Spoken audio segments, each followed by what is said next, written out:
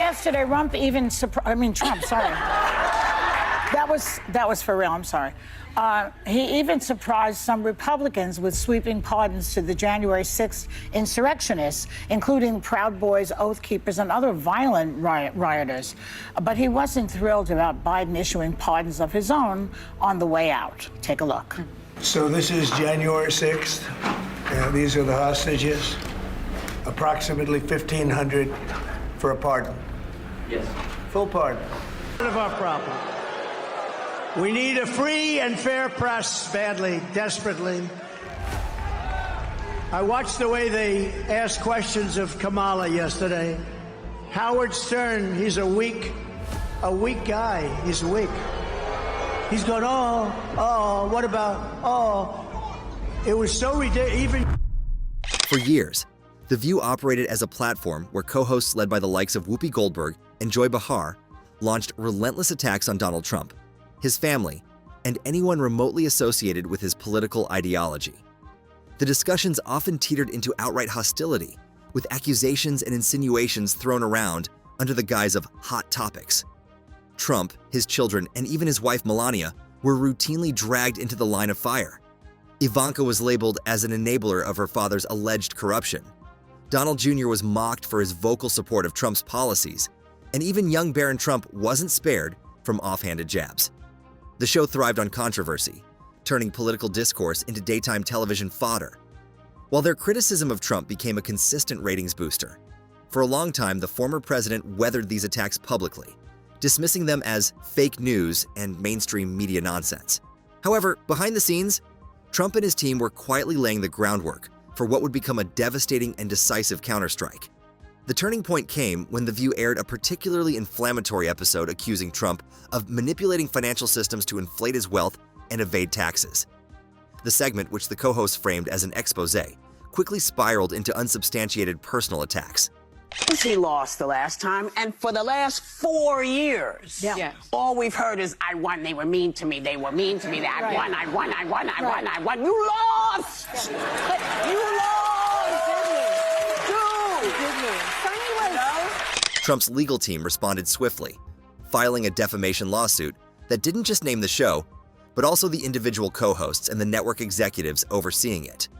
The lawsuit was a legal bombshell, meticulously crafted to hold The View accountable for years of unchecked defamatory rhetoric. Trump's lawyers unveiled a treasure trove of internal communications from the show's producers, revealing a pattern of sensationalism prioritized over factual accuracy. Emails showed producers pushing unverified claims simply because they made for great TV, while some co-hosts privately expressed doubts about the allegations they discussed on air. The revelations painted a picture of a show more concerned with maintaining its cultural relevance than adhering to journalistic standards, a damning critique that left the network scrambling. Adding fuel to the fire, Trump's family rallied behind him with their own lawsuits and public statements. Shocking that a lot of questions, what's going on? This is not normal. And is it really shocking that all this egregious violence goes against my husband, especially that we hear the leaders from the opposition party and mainstream media branding him as a threat to democracy, calling him vile names. They only fueling a toxic atmosphere and giving power all of these people that they want to do harm to him. This needs to stop. Melania Trump filed a separate case accusing The View of repeatedly defaming her by questioning her role as First Lady and insinuating she was trapped in an unhappy marriage. Ivanka Trump released a scathing public statement, calling the show's treatment of her family a campaign of personal destruction masked as political commentary. The lawsuits weren't just about legal retribution. They were a coordinated effort to dismantle The View's credibility. Trump's children, particularly Ivanka and Don Jr., took an active role in gathering evidence, with Don Jr. making several media appearances to hammer home the narrative that The View is little more than a partisan propaganda machine. Trump himself amplified the lawsuits with his signature media blitz, speaking to Truth Social interviews and even his rallies to ensure the public knew every detail of the show's hypocrisy and misconduct. The fallout was swift. Advertisers began pulling their sponsorships, unwilling to be associated with a show mired in controversy. Viewers started tuning out, either disillusioned by the legal revelations or drawn away by Trump's portrayal of The View as an unfair and biased operation. The network, facing mounting financial and reputational losses, was left with no choice but to pull the plug on the show. The cancellation was announced abruptly, with the network issuing a vaguely worded statement about restructuring its programming to focus on new opportunities. Behind closed doors, however, insiders revealed that the decision was driven entirely by the devastating impact of Trump's lawsuits and the public relations nightmare they caused. For Trump, the dismantling of The View was the ultimate vindication. The show had been a thorn in his side for years, but his takedown wasn't just about silencing his critics. It was about exposing the flaws of a media landscape that allowed such a platform to operate unchecked. Trump turned the end of The View into a rallying point, framing it as a victory for fairness and accountability against a media machine he claimed was out to destroy him. His supporters celebrated the cancellation as proof of Trump's resilience and ability to fight back against what they saw as cultural and political bias. In the aftermath, the co-hosts of The View faced their own reckonings. Whoopi Goldberg and Joy Behar, once untouchable figures in the world of daytime television, found themselves ostracized. Joy, known for her brash and often polarizing commentary, struggled to find work as networks distanced themselves from the controversy. Whoopi, who had enjoyed a long and celebrated career in Hollywood, saw her reputation tarnished. I think it would be naive, and I think it would be dishonest for us to say that this president that we are looking at is the same person that we looked at in 2020. I think it would be dishonest for us to look at him and his performance now and his performance across the board, really, not in terms of policy and what he's gotten done, but when he speaks and his appearances, that this is the same man that was Barack Obama's vice president for 8 years. And it would be dishonest for us to look at his record as a senator, which is a darn good record, and say that that is the same man that we are looking at today. And that concerns me, okay? But what I will say is, they say behind every great man is a great woman. Kamala Harris, as Anna said. In the weeks following the abrupt cancellation of The View, the aftermath continued to ripple across the media industry. Trump didn't just stop at celebrating his victory, he doubled down, using the demise of the long-running talk show as ammunition for his broader crusade against what he labeled the dishonest liberal media. At rallies, he entertained his supporters with mock reenactments of the show's final days, impersonating the co-hosts as flustered and defeated.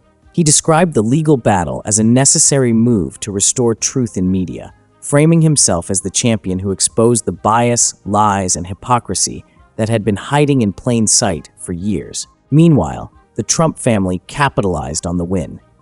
Ivanka Trump, often a target of The View's most personal attacks, emerged as one of the loudest voices during the fallout.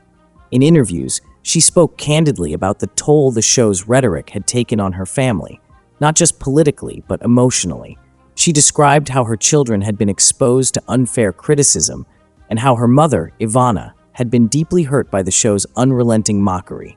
This wasn't about differing opinions, Ivanka said in a sit-down with a major news network. This was about weaponizing a platform to destroy us. They thought they were untouchable, and they learned the hard way that nobody is above accountability. Melania Trump, typically reserved and private, also broke her silence in a rare public statement. She expressed relief that the show was no longer on the air, calling its cancellation a victory for every individual who has been slandered and demeaned by careless words in the name of entertainment. Her defamation case against the network resulted in a sizable settlement, further fueling the perception that the Trump family had decisively outmaneuvered their opponents. The network's executives, desperate to contain the damage, launched an internal investigation to determine how things had spiraled so far out of control. Reports from within the network revealed a culture of complacency, where ratings took precedence over journalistic integrity. Producers admitted to scripting certain debates to ensure maximum drama, and some staffers confessed to cherry-picking stories that would fuel outrage, particularly against Trump and his allies. The revelations not only destroyed what was left of The View's credibility, but also tainted the network's other flagship programs, leading to plummeting ratings across the board. For the co-hosts, life after The View was anything but smooth. Joy Behar, whose sharp tongue and unwavering criticism of Trump had made her a polarizing figure, attempted to pivot to a podcast but struggled to gain traction.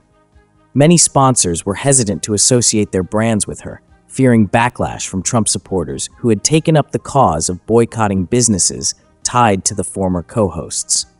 Whoopi Goldberg faced a similar fate. While her acting career had been celebrated for decades, the controversy surrounding The View cast a long shadow. Studios grew wary of hiring her, not wanting to deal with the baggage of her association with the scandal-ridden show.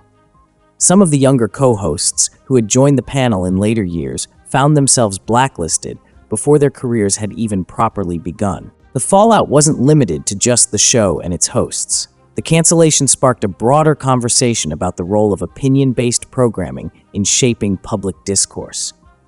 Critics from both sides of the political spectrum began scrutinizing other talk shows and news programs, questioning whether the pursuit of entertainment value had eroded the line between commentary and factual reporting. Even Joe Rogan, who had been a vocal critic of The View, weighed in on the controversy during his podcast, calling it a cautionary tale for media figures who let their egos override their responsibility to the truth. "You can't just make stuff up and expect to get away with it forever," Rogan said. "The Trumps fought back, and they won. It's a wake-up call for a lot." As the dust settled, Trump used the cancellation of The View as a springboard for furthering his media empire. Rumors began circulating about his plans to launch a new television network or digital platform dedicated to real news, free from what he called mainstream media corruption.